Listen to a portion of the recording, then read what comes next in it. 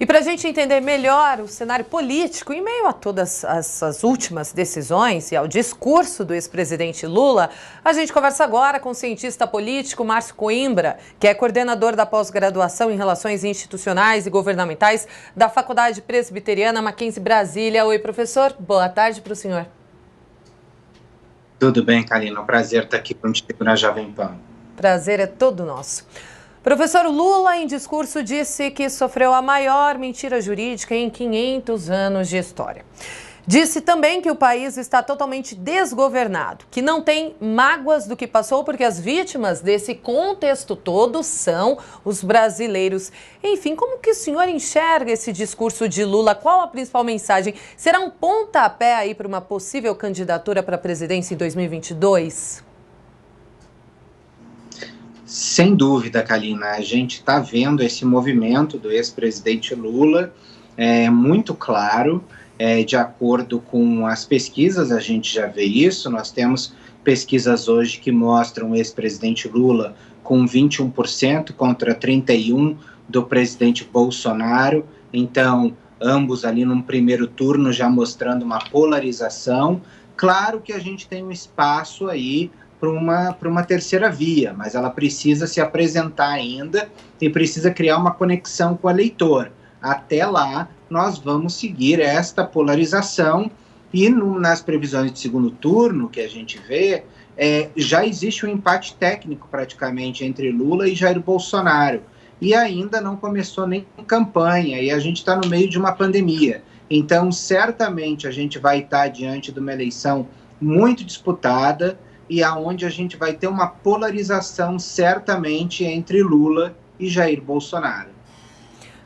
E até o momento que a gente percebe que o presidente Bolsonaro pouco, reagiu a tudo isso, demonstrou mais uma descrença de que o petista pudesse vencer uma suposta candidatura à presidência em 2022, disse que acredita que os brasileiros não votariam nele.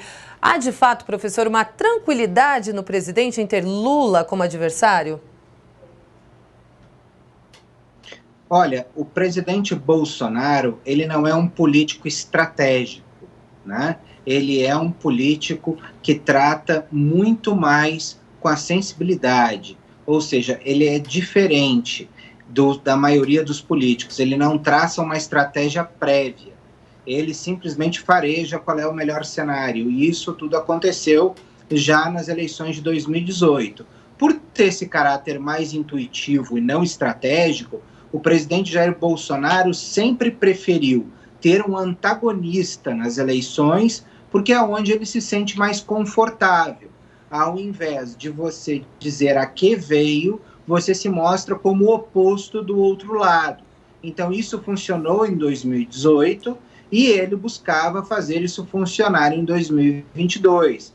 Mas a gente está vendo que ele pode ter dificuldades, porque o seu governo é marcado por uma desaceleração econômica muito forte e muitos problemas em relação à pandemia e à vacinação. E o ex-presidente Lula já se colocou em contraposição ao outro lado do presidente Bolsonaro. Ele assumiu a vacina e assumiu as regras de distanciamento social e uso de máscara como sendo fundamentais para combater a pandemia, ao contrário do presidente Jair Bolsonaro. Então a gente começa essa polarização a aparecer em todos os campos. Então a gente acredita que o que pode acontecer é que o presidente Jair Bolsonaro, por mais que se sinta confortável neste cenário, ele pode ser traído por essa sua leitura intuitiva, porque alguns grupos que estiveram com ele em 2018 não estarão com ele em 2022, porque se sentiram traídos, especialmente os lavajatistas e os liberais, que não viram privatização e viram o ex-ministro Sérgio Moro ser rifado do governo. Muito bem, o senhor está falando sobre polarização. Como é que fica o centrão nessa história toda, professor? Como que eles devem se articular perante tudo isso? O centrão, ele fareja para onde vai o eleitorado. O fato é que o centrão, ele vai estar tanto com Jair Bolsonaro, se ele for reeleito, e tanto com o ex-presidente Lula, se ele for eleito. ou com uma terceira via, se essa terceira via for eleita. Mas no caso da polarização, não importa quem vença, ambos os lados precisarão do apoio do Centrão para governar.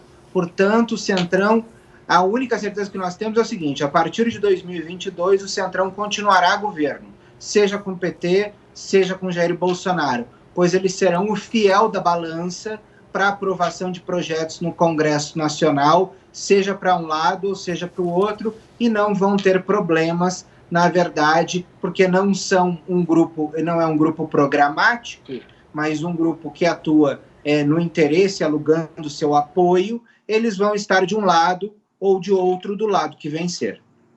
Fechar, professor, sobre o processo de suspeição do ex-juiz Sérgio Moro foi adiado, depois do pedido de vista do ministro Nunes Marques. Por enquanto, a votação está empatada, mas tanto a ministra Carmen Lúcia quanto o ministro Edson Fachin já sinalizaram que podem rever suas avaliações. O que deve acontecer caso a maioria seja favorável a esse processo de suspeição? Olha, na verdade, quando tudo isso começou lá com o ministro Fachin, o objetivo do ministro Fachin era preservar a Lava Jato. Muito pouca gente entendeu na hora. Uma das pessoas que entendeu com mais clareza foi o presidente da Câmara dos Deputados, Arthur Lira, que foi ao Twitter e esboçou exatamente essa análise. A análise de que a gente tinha ali uma manobra para tentar salvar a Operação Lava Jato. Mas o ministro Gilmar Mendes resolveu peitar essa situação e pautou a suspeição, o julgamento de suspeição do ex-ministro Sérgio Moro.